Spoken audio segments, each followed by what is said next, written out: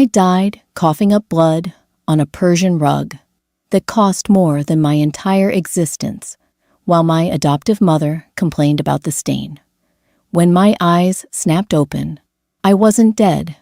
I was 16 again, standing on the scuffed linoleum of the orphanage office, listening to the Hastings family decide which of us to take home. My sister, desperate for the wealth she thought I was stealing, dug her nails into my wrist and stepped in front of me. I didn't fight her. I just smiled. The fluorescent light above Mrs. Gable's desk had a persistent, dying hum. It vibrated in my molars. I blinked, the sharp metallic taste of copper still heavy on the back of my tongue. My lungs braced for the wet, rattling cough that had ended my life just moments ago. Nothing came, just the stale bleach and boiled cabbage air of St. Jude's Home for Girls. I looked down at my hands. They were small. The knuckles weren't swollen, and the pale scars across the webbing of my fingers, the ones I'd get from the Hastings grand piano strings, were gone. I was wearing the scratchy wool uniform skirt that smelled of cheap laundry soap. Well, Richard, they both have a certain symmetry. The voice hit me like a physical blow. Evelyn Hastings. I looked up. She stood by the window, the dusty afternoon light catching the sharp, predatory angles of her cheekbones. She wore a tailored ivory coat. She smelled of gin, expensive lilies, and cold money. Beside her stood Richard, shifting his weight, his custom leather shoes, letting out a soft, expensive creak against the cheap floorboards. I was back. The day of the adoption. The day I won the lottery. The day I walked into a gilded slaughterhouse. Beside me, Harper was vibrating. My biological sister. We were a year apart, but people always thought we were twins because of the ash blonde hair and the pale, hungry eyes. But Harper's hunger was different. It was loud. It was a gaping maw. She wanted cars. She wanted velvet. She wanted to be looked at and envied. In my first life, I had stepped forward. When Richard asked who was the eldest, I had played the responsible, polite orphan. I got the car, the velvet, the envy. I also got the locked basement, the mandatory fasting weeks. To keep my waist at 22 inches, the brutal psychological conditioning they called polishing, and eventually the slow-acting poison in my evening tea when I threatened to talk. Richard raised a manicured finger, pointing vaguely between us. "Which one of you is Chloe?" He asked, his voice a low, gravelly drawl that used to make my stomach turn. I opened my mouth, but the words didn't form. A strange, heavy paralysis gripped my chest. It wasn't fear. It was exhaustion. The sheer, crushing exhaustion of knowing exactly how many stairs there were in the Hastings mansion, how cold the water was in the clawfoot tub, how heavy Evelyn's rings felt when they cracked across a jawbone. Before I could force a sound, a sharp pain flared in my right foot. Harper had brought the hard heel of her hand-me-down loafer down on my toes. Hard. She didn't even look at me. She shoved her shoulder past mine, wedging herself between me and the Hastings.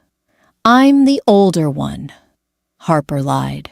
Her voice was breathless, pitched a little higher than usual, dripping with a desperate kind of sweetness. "I'm Harper, but I'm the one who takes care of everything here." Mrs. Gable, sitting behind her cluttered desk, frowned over her reading glasses. "Harper, Mr. Hastings asked for—" "It's fine, Martha," Evelyn interrupted, gliding forward. Her pale eyes drifted over me, dismissing me in a fraction of a second, before settling on Harper.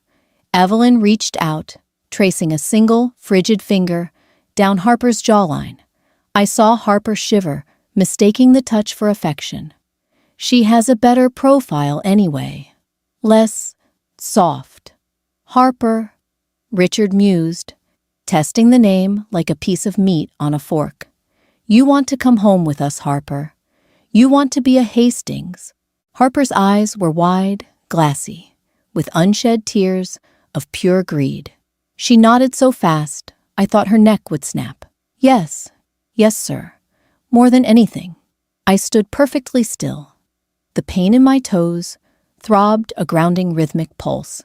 In my past life, this was the moment I had spoken up. I had corrected the record. I had fought for my place, thinking it was my ticket to salvation, leaving Harper weeping in the driveway. Now I looked at Harper's rigid back.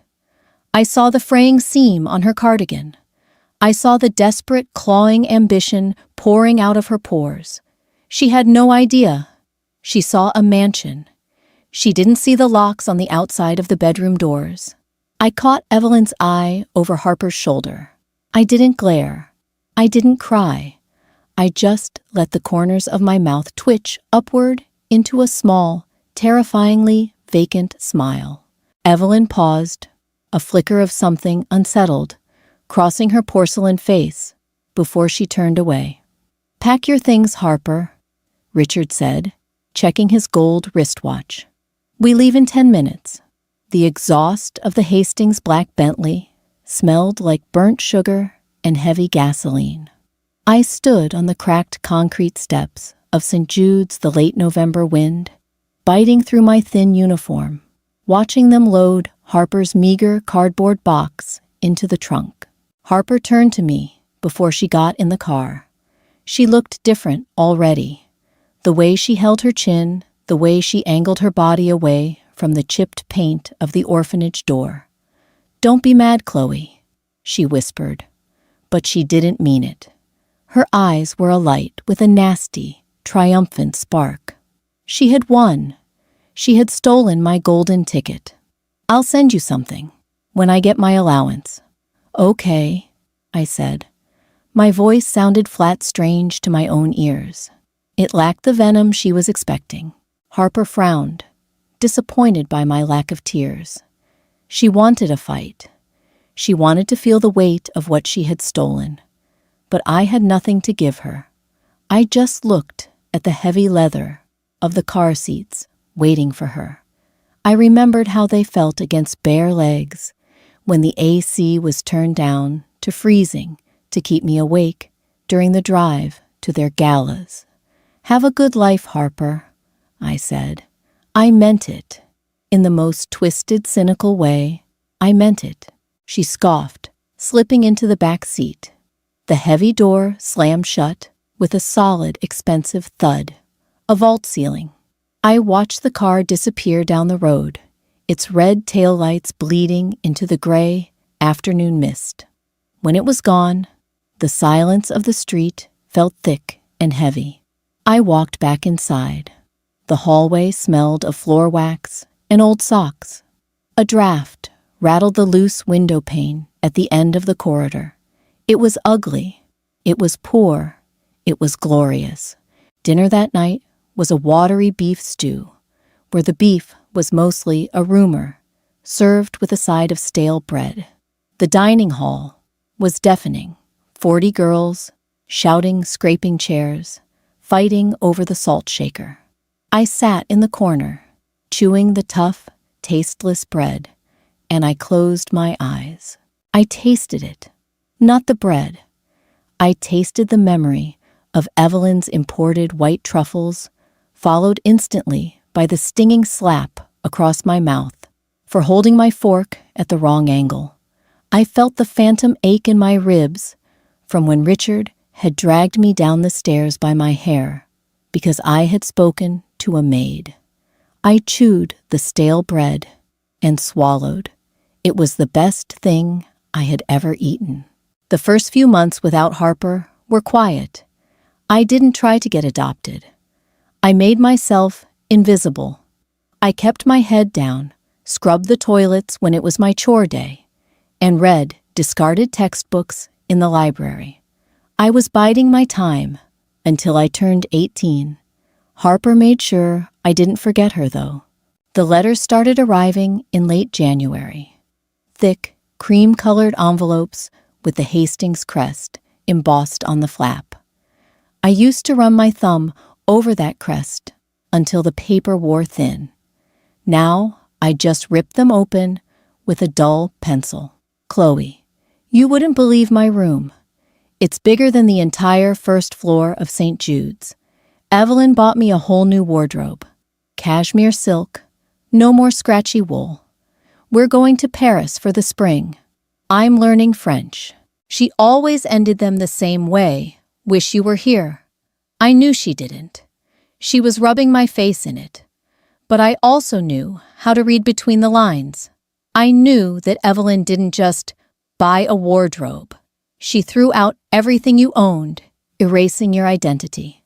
I knew learning French meant a tutor with a ruler who rapped your knuckles if your accent faltered. I threw the letters in the trash. I didn't reply. By spring, the letters stopped coming. I wasn't surprised. The honeymoon phase was ending. The Hastings would be tightening the leash. The psychological tearing down would be starting. The isolation, sometimes lying in my lumpy cot, listening to the girl above me snore a cold spike of guilt, would drive itself into my stomach. She was my sister. I knew the trap she was in. I knew the exact layout of the maze and the monster waiting at the center. I had let her walk right into it. But then I'd remember the fire in her eyes when she stomped on my foot. I'd remember the smug curve of her lips as she stole my place. She wanted it, I told the darkness, pulling the thin, scratchy blanket up to my chin. She wanted the crown. She gets the thorns. It took 14 months for the cracks to show in public. I was 17 now. I had a weekend job bussing tables at a diner 3 towns over, far enough from the orphanage to breathe close enough to take the bus.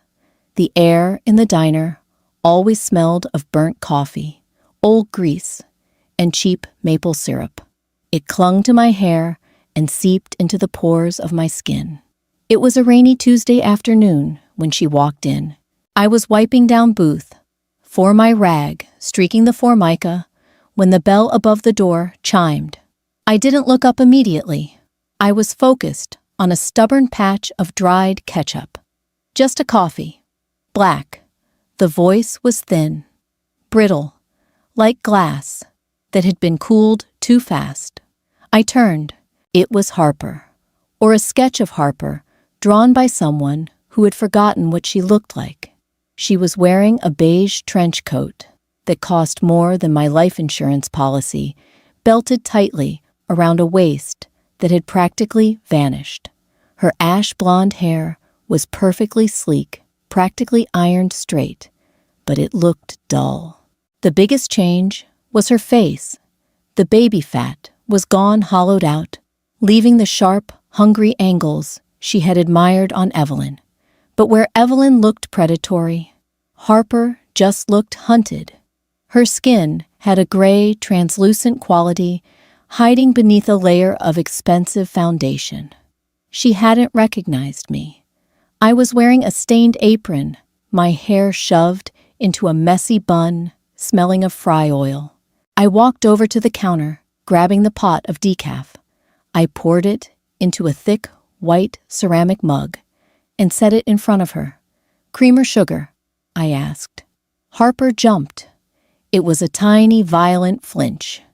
Her shoulders shot up to her ears, and her hand knocked against the mug, splashing hot coffee onto the counter. "I'm sorry," she gasped, her voice trembling. "I'm sorry. I'll clean it up. I didn't mean to." She was frantically looking around for a napkin, her movements jerky and panicked. I watched her bare wrist slip out from the sleeve of her coat.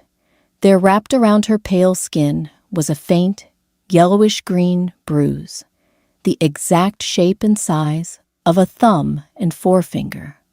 A heavy, sick feeling settled in the pit of my stomach. Not triumph, not anymore, just the cold, ugly weight of reality. "Harper," I said softly. She froze. Slowly, She lifted her head, her eyes wide and bloodshot. It took her a few seconds to process my face beneath the grease and exhaustion. "Chloe," she whispered. She looked at my apron. She looked at the dirty rag in my hand. Then she looked at the door, her eyes darting frantically at the rain-slicked street outside, checking if she had been followed. The Hastings driver was likely parked in the alley, waiting. "What are you doing here?" she asked, her voice dropping to a frantic hiss. "I work here," I said, leaning against the counter.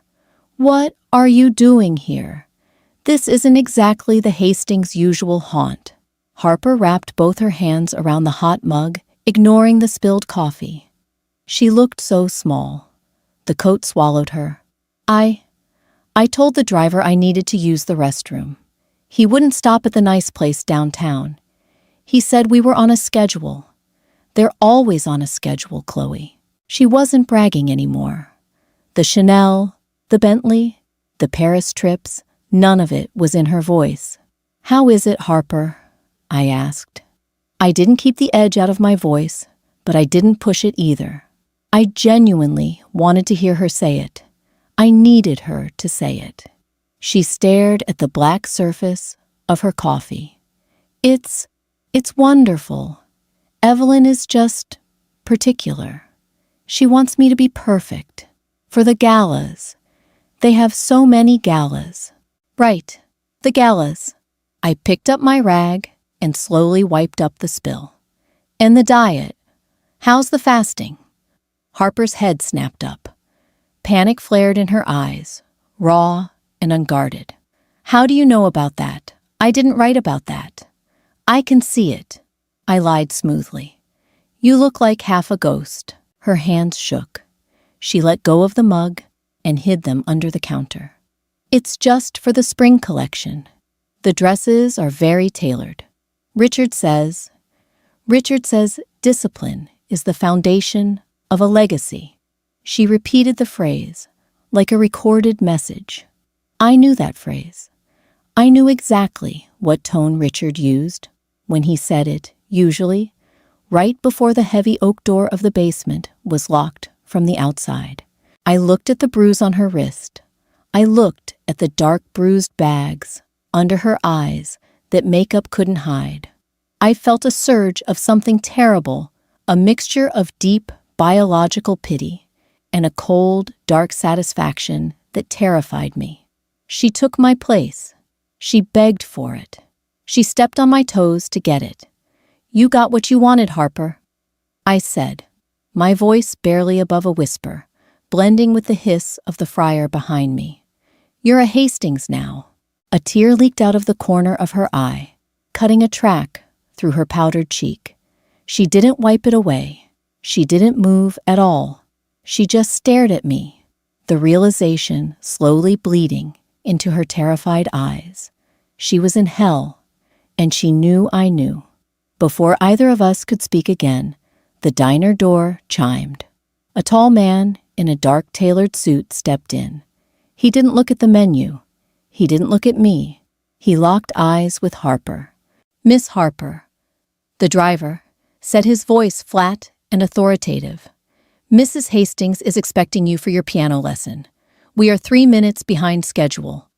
Harper stood up so fast, her chair scraped loudly against the tile. "Coming? I'm coming, Thomas." She didn't look back at me. She scurried toward the door, her head bowed, pulling the expensive coat tightly around her vanishing frame. I watched her get into the idling town car outside. I picked up her untouched coffee and poured it down the sink. The dark liquid swirled down the drain, leaving nothing but a bitter smell behind. I went back to booth 4 and kept scrubbing. I left St. Jude's on a Tuesday, 2 weeks after my 18th birthday. I packed my life into a single duffel bag that smelled of mildew and stale laundry detergent. The state gave me a check for $300 and a pamphlet on how not to end up in jail.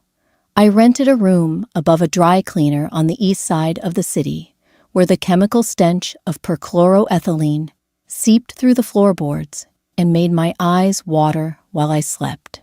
To pay the rent, I signed up with an event staffing agency.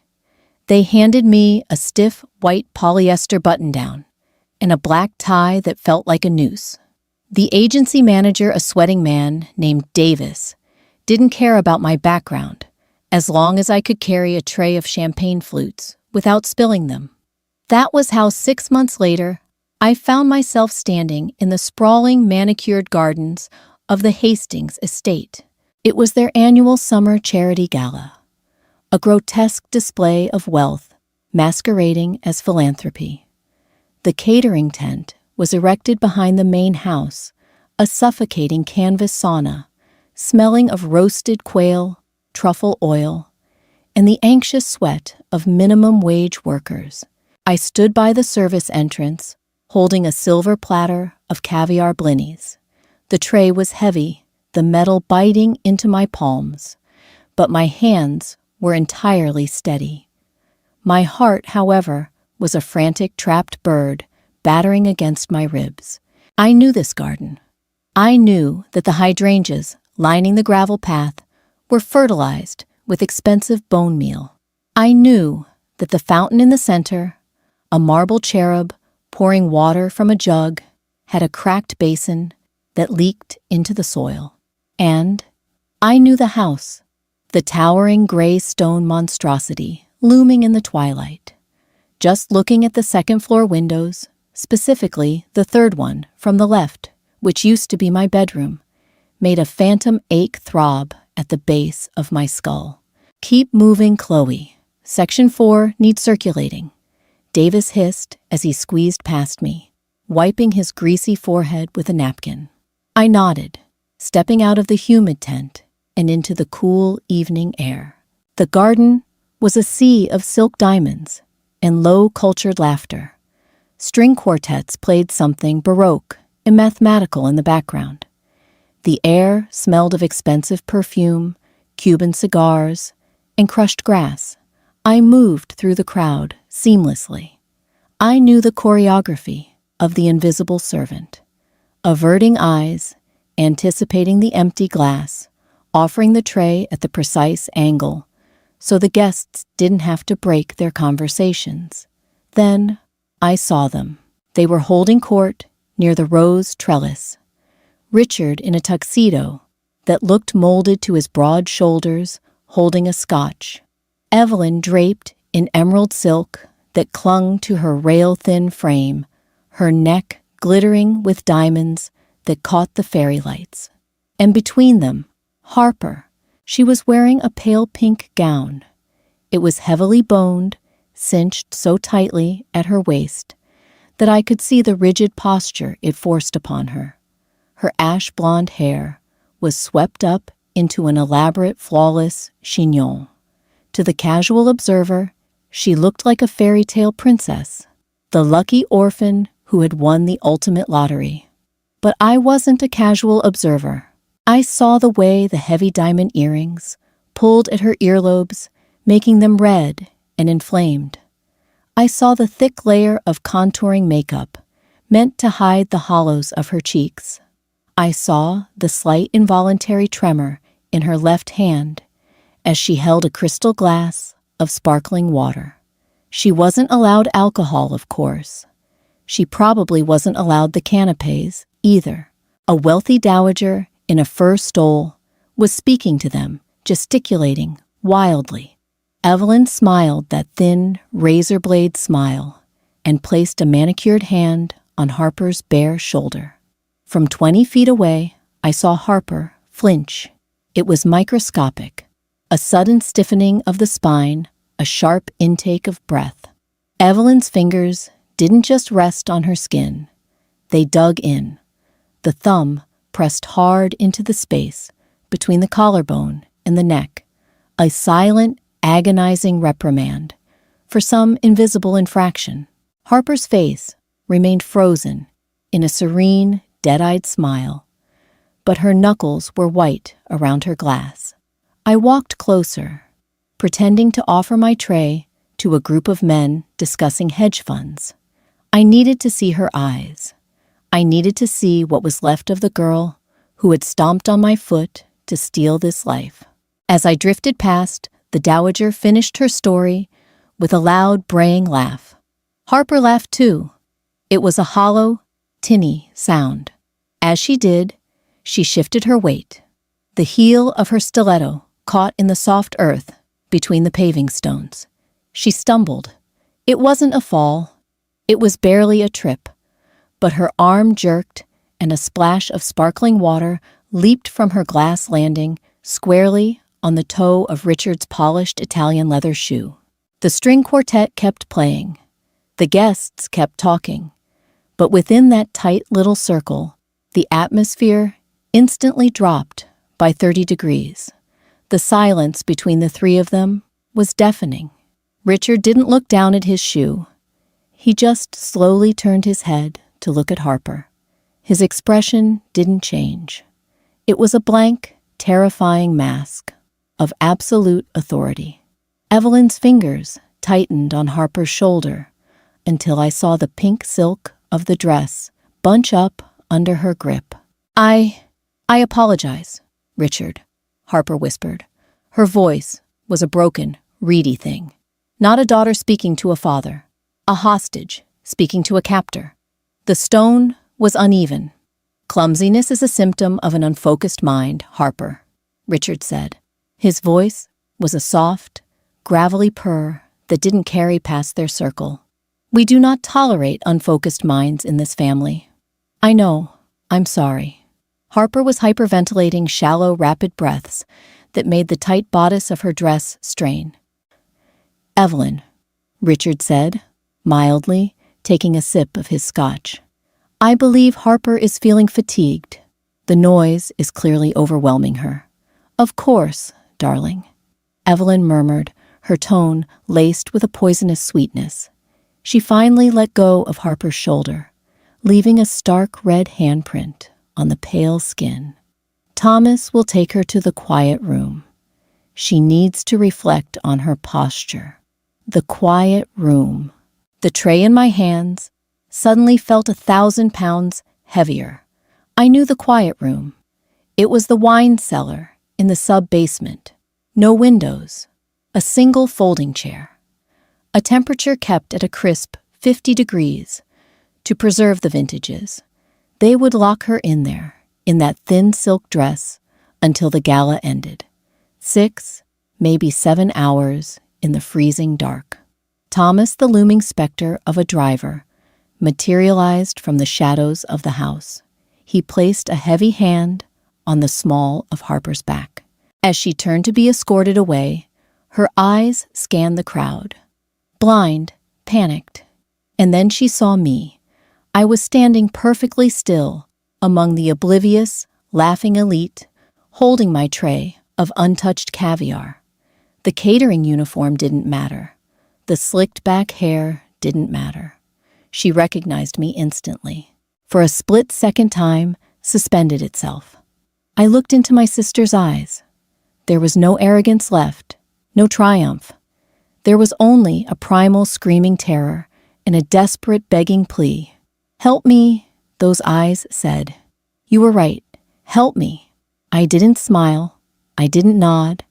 I didn't move a single muscle in my face. I just held her gaze with cold, dead eyes until Thomas shoved her gently, forcing her to turn away and walk toward the dark maw of the service hallway. I turned on my heel and walked back to the catering tent. The heat inside hit me like a physical wall, thick with the smell of grease and sweat. I set the silver tray down on a stainless steel prep table. My hands were shaking so hard, the blinnies rattled against the metal. I closed my eyes, leaning my weight on the counter. I should have felt victorious. I should have felt the vindication of a prophecy fulfilled. But all I felt was the phantom chill of a 50-degree room biting into my own skin, freezing the blood in my veins. The call came 3 weeks later at 2:14 in the morning. My apartment was sweltering.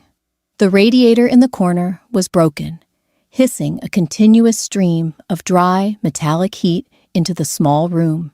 despite the warm spring night outside. I was lying on my mattress on the floor, staring at the ceiling, listening to the muffled thud of a bass line from the neighbor's stereo, unable to sleep. The smell of cheap chicken ramen still lingered in the air from dinner.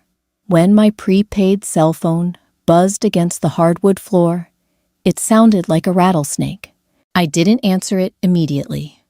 Only 3 people had this number: my landlord Davis from the catering agency and the automated text service, reminding me my bill was due. None of them called at 2 a.m. I rolled over the springs in the cheap mattress, groaning, and picked up the glowing screen. Unknown caller. I pressed the green button and held it to my ear. I didn't say hello. I just listened. For a long moment, there was nothing but the crackling hum of an open line. Then, a ragged, wet sound. Someone was trying to muffle their breathing. Chloe. It was barely a whisper. Frantic, breathless, scraping against the back of a raw throat. "How did you get this number, Harper?" I asked. My voice was flat, devoid of sleep, devoid of warmth. "Private investigator, Richard's files," she gasped. "I snuck into his study. Chloe, please, don't hang up. If they catch me," the sheer terror in her voice was a physical texture. It felt like sandpaper rubbing against an open nerve. I sat up, leaning back against the peeling wallpaper. "What do you want?" "I'm dying, Chloe," she sobbed. It wasn't a metaphor. It was the frantic realization of a trapped animal. "They're killing me. The fasting. Evelyn caught me eating a piece of bread from the kitchen. Just one piece. She made me drink salt water until I threw up, and then she locked me in my room. I've been in here for 2 days." I closed my eyes. The metallic heat of my apartment vanished, replaced by the memory of the salt water, the burning in the esophagus, the violent heaving, the dizzying weakness that followed. Evelyn called it a cleanse. She said it purified the body of gluttony. "Call the police, then," I said coldly. "They own the police." Harper's whisper cracked, rising in pitch, before she violently muffled herself. I heard a soft thud. She was likely huddled in the back of her walk-in closet, hiding among the cashmere sweaters. The chief of police was at the gala. I saw him smoking cigars with Richard. If I call them, they'll just bring me back, and Richard he'll... She couldn't finish the sentence. She didn't have to. I knew exactly what Richard would do. "Then run," I said. "Climb out a window. Walk to the highway. Stick your thumb out. I don't have any money. I don't have anywhere to go. Chloe, I'm scared. I'm so scared. My hair is falling out. My gums bleed when I brush my teeth. Please, you're my sister. You're my sister." The words tasted like bile. Where was that sisterhood when she was stomping on my foot? Where was it when she was riding away in the Bentley, smiling at my ragged clothes? I dug my fingernails into my thighs, feeling the rough denim of my pajama shorts. A dark, vicious part of my brain wanted to hang up. I wanted to turn the phone off, roll over, and let the Hastings finish grinding her into dust. It was the natural order of things. She had chosen the cage. She had to sing the song. But beneath that vindictive rage was something else, a heavy, exhausting weariness. The trauma of my past life was a cancer, and right now Harper was showing all the same symptoms. I knew the exact agonizing duration of the disease she was suffering. "Listen to me," I said, my voice dropping an octave, razor sharp and absolutely serious. The crying on the other end stopped instantly. Only ragged breathing remained. "No one is coming to save you, Harper. I am not coming to save you. You chose that house. You wanted the silk and the diamonds. You stepped on my neck to get them. I'm sorry," she whimpered. "I was stupid. I didn't know. It doesn't matter what you knew. What matters is what you do now. I stared at the yellow street lamplight filtering through my grimy window. Crying in a closet isn't going to save you. Fighting them isn't going to save you. Every time you show them, you are afraid, you give them power. Every time you flinch, Evelyn wins. What do? I can't take it anymore. You learn to play dead, I said softly. The words tasted like ash. I was giving her the only survival guide I had ever known, the one that had ultimately failed me, but the only one that bought time. Stop sneaking food. Stop fighting the diet. If Evelyn tells you to wear a corset that bruises your ribs, you thank her for her fashion advice. You smile. You become the most vacant, obedient porcelain doll they have ever seen. But I'll starve. You won't starve. You'll shrink. And while you shrink, they will get bored. The Hastings only enjoy breaking wild horses. When the horse is broken, they look for new entertainment. You make yourself boring, Harper. You agree with everything Richard says. You anticipate Evelyn's moods before she even walks into a room. You do not cry. You do not flinch. I can't. I don't know how. Figure it out. I snapped a sudden violent spike of anger, breaking my icy facade. Or die in that house. Those are your two options. There was a long silence on the line.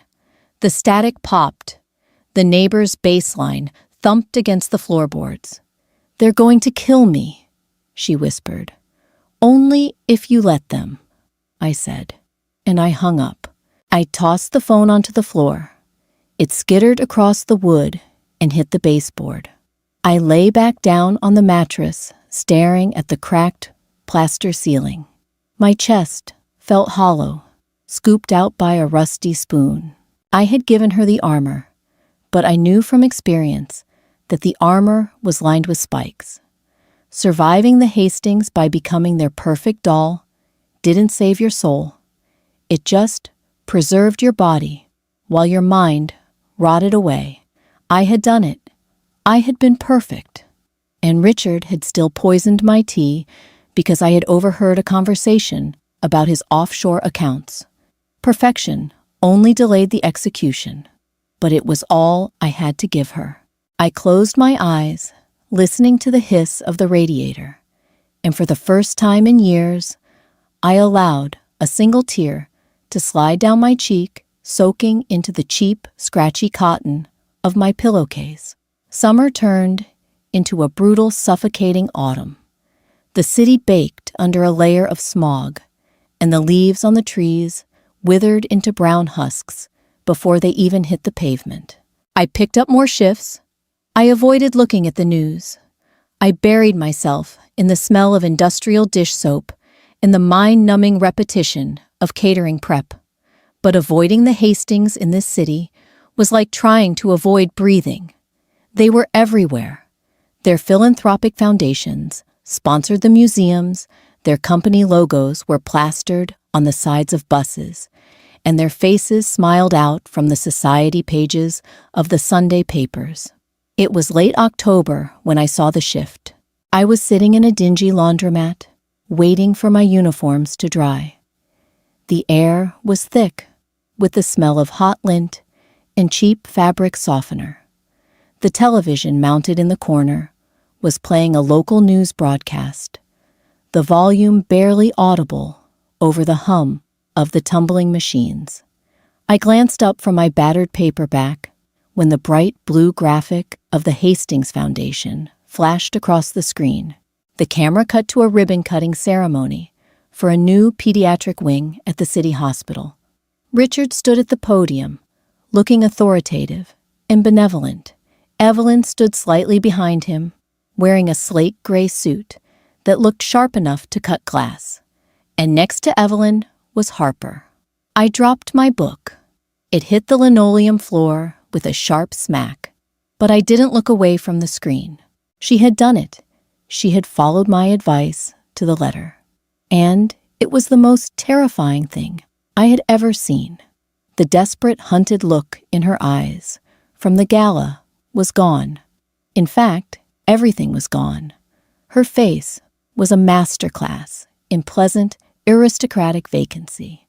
The hollows of her cheeks were even more pronounced. She looked like a stiff breeze would snap her in half, but she held herself with a rigid, flawless posture. When Richard made a mild, rehearsed joke, the crowd chuckled. Harper smiled. It wasn't her smile. It was a perfect mirror image carbon copy of Evelyn's smile. Tight, calculated, entirely devoid of warmth. She didn't fidget. She didn't look around. She stared straight ahead, a beautiful taxidermied bird on a silver perch. The news anchor's voice drifted over the noise of the dryers. The Hastings family joined by their adopted daughter Harper, who recently recovered from a severe bout of glandular fever that kept her out of the public eye for the summer. Glandular fever, the universal PR excuse for a nervous breakdown, a physical collapse, or a stint in the quiet room. I watched Evelyn lean over and whisper something in Harper's ear. I leaned forward, bracing my elbows on my knees, my heart hammering. In the past, Harper would have flinched. She would have shown a micro-expression of fear. Now, Harper just nodded, her smile never wavering a millimeter, and adjusted the cuff of her coat with terrifyingly slow, deliberate precision. She was dead. The loud, greedy, ambitious girl who had stepped on my foot in St. Jude's was gone. In her place was a ghost, operating a meat suit, programmed by trauma, and the desperate need to survive. My stomach churned violently, and suddenly, I had to swallow back the acidic taste of bile. I walked out of the laundromat, leaving my clothes spinning in the dryer. I stood on the cracked sidewalk, the cold autumn wind whipping my hair across my face, breathing in the smell of car exhaust and decaying leaves. I thought giving her that advice would absolve me. I thought that by handing her the survival manual, I was washing my hands of the situation. But seeing her on that screen, seeing the grotesque perfection of her submission, felt worse than watching her suffer. I had taught her how to hollow herself out. I had helped Evelyn finish the job. And the worst part, the absolute worst part, that gnawed at the edges of my sanity, it wouldn't be enough. I knew Richard. I knew Evelyn. Obedience was only fun for a while. Eventually, they would require a sacrifice. They built the perfect porcelain dolls just to feel the satisfaction of smashing them against the wall. Harper was buying time, but she was buying it with pieces of her soul, and the bill was going to come due. 2 days later, I was working a lunch shift at a high-end bistro downtown. I was carrying a tray of dirty plates toward the kitchen when the bell above the door chimed. I glanced over, and the breath stopped in my throat. It was Thomas, the Hastings driver. He was alone, wearing his crisp, dark suit, stepping up to the hostess stand. He didn't look at the tables. He was there to pick up a takeout order. I ducked behind the espresso machine, my heart kicking against my ribs like a trapped rabbit. The smell of roasted coffee beans suddenly felt suffocating. I watched him from through the gap between the syrup bottles. He paid the hostess, taking a large, heavily branded paper bag. But as he turned to leave, his phone buzzed. He pulled it out, looking at the screen, and his jaw tightened. He answered it, pressing it to his ear, his voice a low, rough rumble that barely carried over the clatter of the restaurant. "Yes, sir," Thomas said. A pause. "I understand. The dosage was doubled as requested. The pharmacy assured me it would keep her sedated through the weekend." My grip on the edge of the counter tightened until my knuckles turned white. "No, sir." Thomas continued, his face a mask of stone. She didn't fight. She took them willingly. She just asked for a glass of water.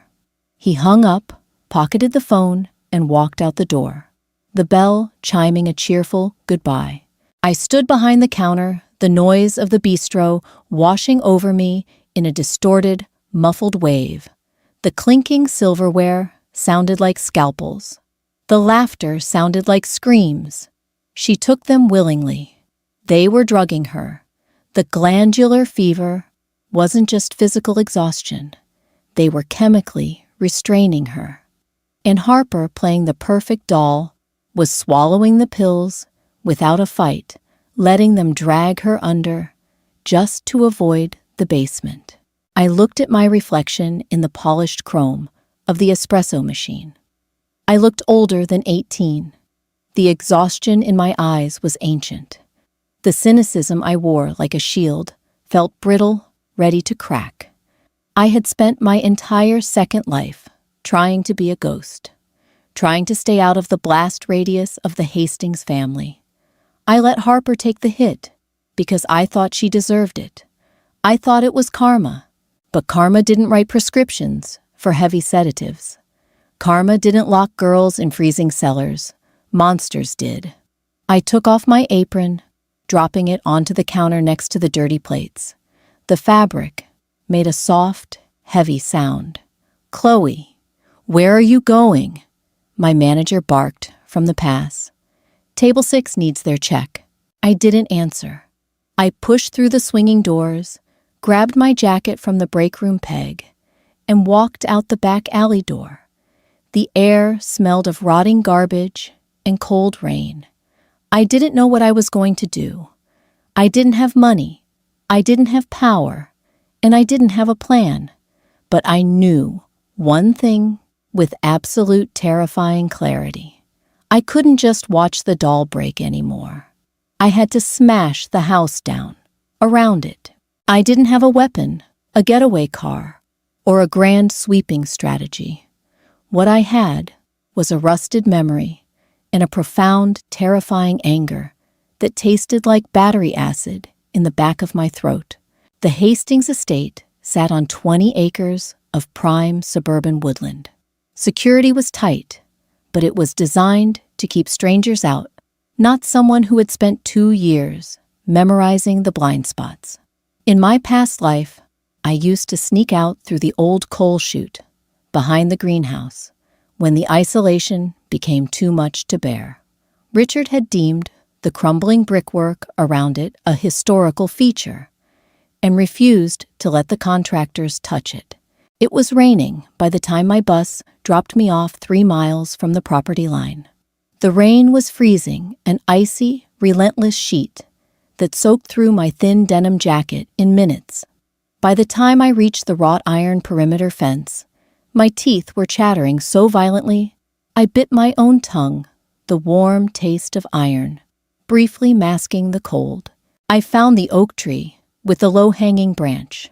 I scrambled up, scraping the skin off my palms against the wet bark. I dropped onto the sodden earth of the estate, my boots sinking into the manicured mud. The house loomed in the distance, a massive, jagged shadow against the dark, suffocating sky. Only a few windows glowed with a sickly, yellow light. I crept through the rhododendron bushes, the wet leaves slapping my face, smelling of damp earth and crushed stems. My knees ached. My chest burned. I wasn't a hero. I was a waitress who had just walked out on a Tuesday lunch shift, and I was terrified. A sharp, embarrassing urge to throw up hit me, but I swallowed it down, forcing myself toward the glass walls of the greenhouse. The grate over the coal chute was heavy cast iron. It shrieked softly against the concrete as I heaved it open, the sound masking itself in the steady drumming of the rain. I slid down, feet first, into the suffocating darkness of the sub-basement. The smell hit me instantly. Dust, old mortar, and the faint sour tang of the wine cellar down the hall. The quiet room. I squeezed my eyes shut, pushing past the phantom memory of shivering on that concrete floor. I needed to find Harper. I crept up the servant stairs, the narrow, uncarpeted wooden steps meant to keep the staff out of sight. The house was dead quiet, save for the rhythmic ticking of the grandfather clock in the main foyer. I slipped onto the second floor, my wet boots squeaking faintly against the polished hardwood. Harper's room was at the end of the hall.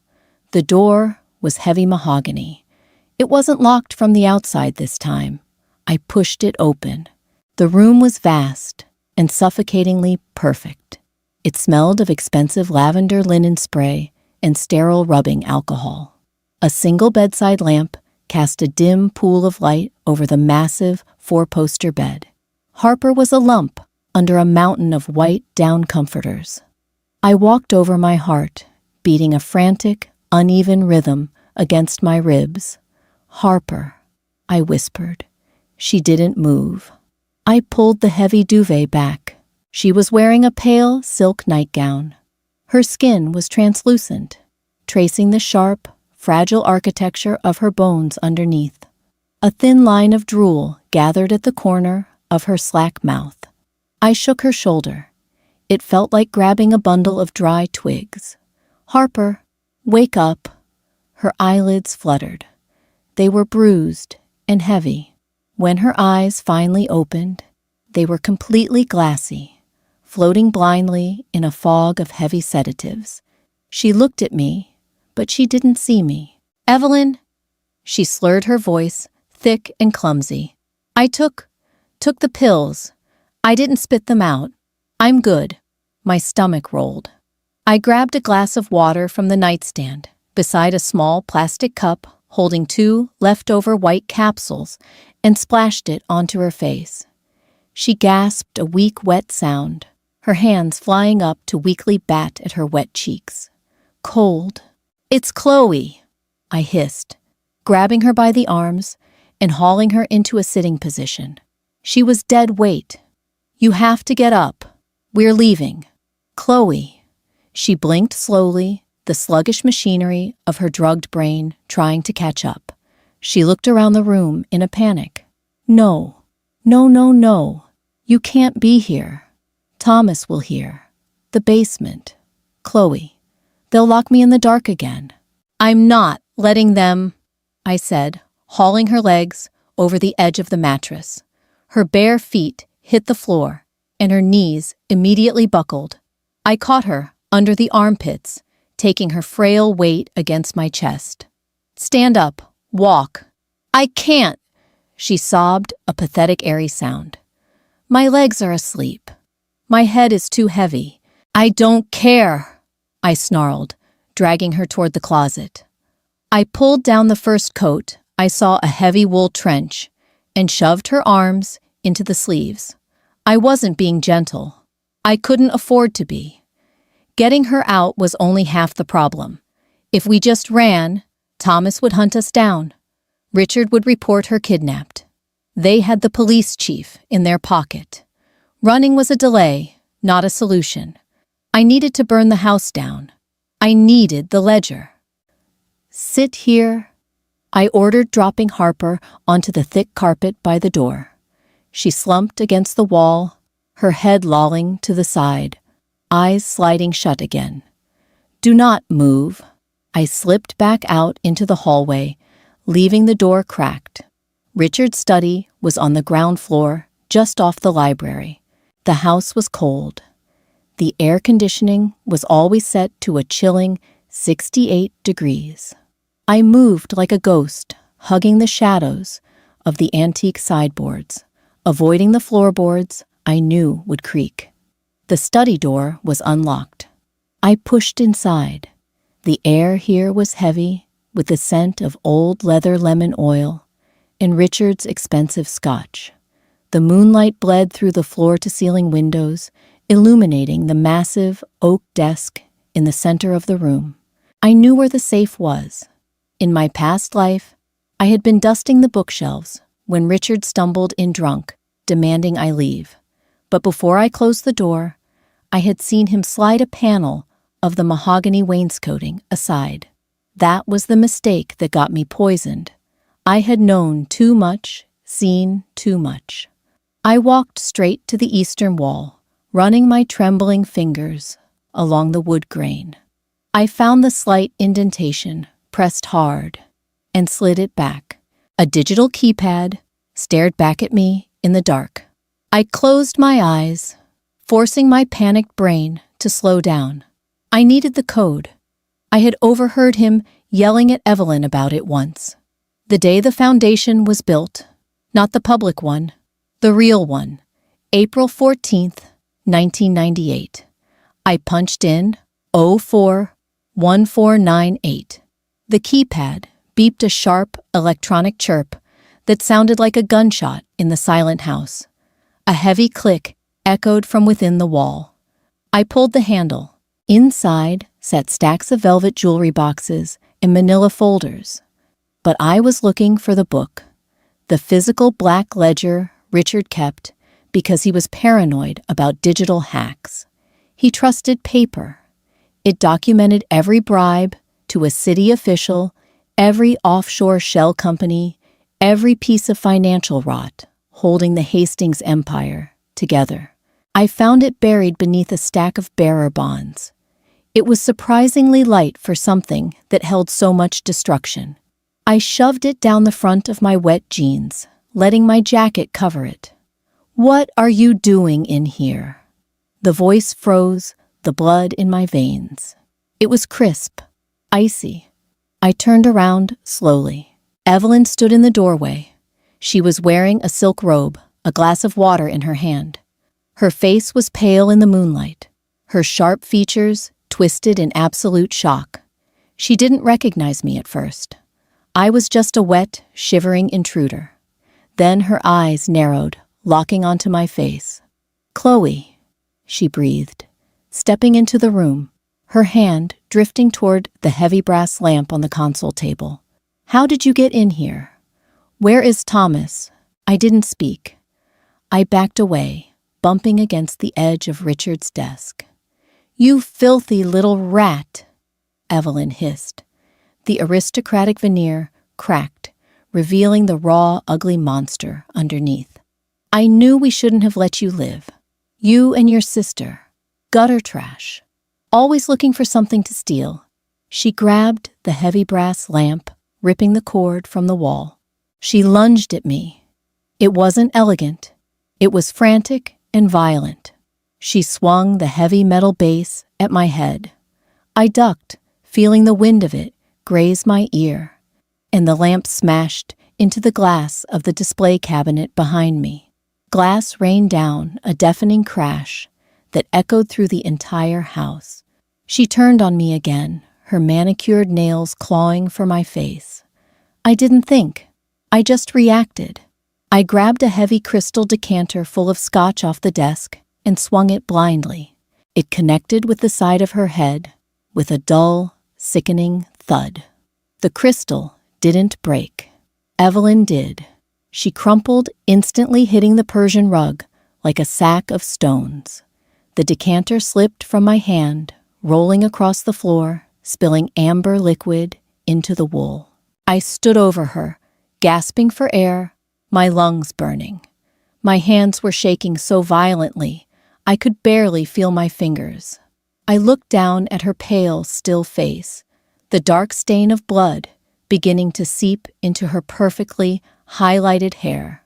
A dark, terrifying thrill shot through me. I could kill her. I could just pick up the brass lamp and finish it. It would be so easy. It would be justice. But then, I heard a heavy door upstairs slam open. Footsteps. Fast, heavy, and angry. Richard. The spell broke. I wasn't a murderer. I was a survivor. I bolted out of the study, sprinting up the servant stairs, ignoring the burning in my thighs. I burst into Harper's room. She was still sitting on the floor, her eyes drooping, humming a toneless, terrifying little song. "Get up!"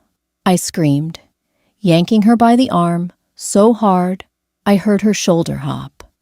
She cried out, a weak, confused sound. I practically carried her down the hall, half dragging her toward the back staircase that led to the kitchen. Behind us, I heard Richard shouting Evelyn's name, his voice thick with panic and rage. We hit the kitchen tile.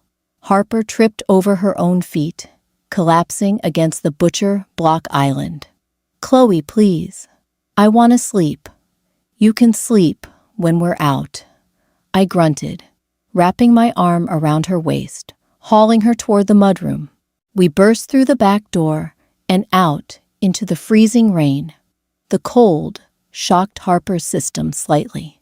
She gasped, her feet moving a little faster, stumbling over the wet grass. Sirens wailed in the distance, a faint wail cutting through the storm. The security alarms in the house had finally triggered. I dragged my sister through the mud, toward the greenhouse, toward the rusted grate that led to freedom. The motel room smelled like stale cigarette smoke, bleach, and old regret. The neon sign outside the window flickered, a dull bruised purple casting long shadows across the stained carpet. It had been 4 days. Harper was curled on the edge of the sagging mattress, shaking. The withdrawal from the heavy sedatives Evelyn had been forcing down her throat was brutal. She sweated, she vomited, she cried out at unseen things in the corners of the room. I sat in the plastic chair by the door, wrapping a cheap, scratchy blanket around my shoulders, watching her. I hadn't slept for more than 20 minutes at a time. Every time a car drove past on the wet asphalt outside, my pulse spiked, expecting Thomas to kick the door down. But they were a little too busy to hunt us. The morning after we escaped, I walked to a public library in a strip mall 3 towns over. I spent $5 on manila envelopes and stamps. I ripped the black ledger into 3 sections. One went to the criminal division of the IRS. One went to the Securities and Exchange Commission. The final, most damning section, the one detailing the bribes paid to the chief of police and 2 local judges, went to the editor-in-chief of the rival newspaper.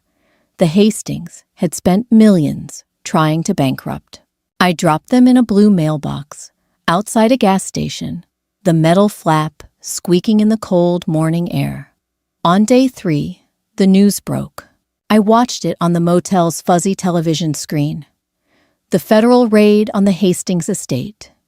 Men in windbreakers carrying out boxes of files. Richard Hastings, looking disheveled and stripped of his arrogance, being shoved into the back of a black SUV in handcuffs. Evelyn hadn't been arrested. The anchor mentioned she was in a private medical facility, recovering from a severe head trauma sustained during a burglary. I turned the TV off. "Chloe," I looked over. Harper had stopped shaking just for a moment. She was propped up on her elbows, her ash blonde hair matted to her skull with cold sweat. Her cheekbones were still painfully sharp, her skin a sickly gray, but her eyes were clearer. The heavy glassy fog was beginning to lift. She looked at the empty cup of water by her bedside. She looked at the cheap plastic trash can I had held her hair over while she threw up. Then she looked at me. "Why did you come back for me?" Her voice was a rasp, raw, from screaming. I didn't answer immediately. I looked at my hands. The skin on my palms was still scabbed and angry from the oak tree. "Because," I said slowly, the word tasting heavy in my mouth, "because I hated you for taking my place. I hated you for wanting it. But I realized I hated them more for making us think that cage was something worth fighting over." Harper let her head fall back against the flat pillow.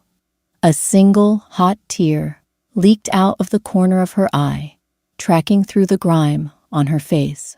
"I'm sorry," she whispered. It wasn't the frantic, terrified apology she gave me on the phone. It was quiet. It was real. "I just wanted to be a real person." I didn't want to be invisible anymore. I know, I said, my voice softening just a fraction. But they don't make real people, Harper. They make porcelain dolls. We fell silent. The neon sign buzzed outside. We weren't fixed. I didn't suddenly love her with a fierce, protective sisterly devotion. The resentment was still there, a dark, heavy stone in my gut. She had stepped on me. She had been greedy. She had made her bed. But as I watched her chest rise and fall in the dim purple light, I knew I didn't want her to die in it. We had nothing. We were sitting in a Fleabag motel with $80 to our name, no ID, and a powerful family who, even behind bars, would likely want us dead. The road ahead was going to be ugly, cold, and relentlessly hard. Harper closed her eyes, pulling the thin sheet up to her chin. What do we do now? I leaned back in the hard plastic chair, listening to the rain start to drum against the thin window pane. I thought about the heavy gilded doors of the Hastings mansion and how easy it had been in the end to smash the glass. Now, I said, my voice barely above a whisper, we learn how to breathe out here in the dirt. We didn't walk off into a golden sunset. The Hastings Empire crumbled, but the trauma didn't magically wash out of our blood. Harper and I are still broken things, held together by cheap motel coffee and a shared, ugly past. But for the first time, the cold dirt under our fingernails actually feels like freedom. The porcelain doll is shattered for good. If this dark journey of rebirth and survival kept you hooked, hit that like button.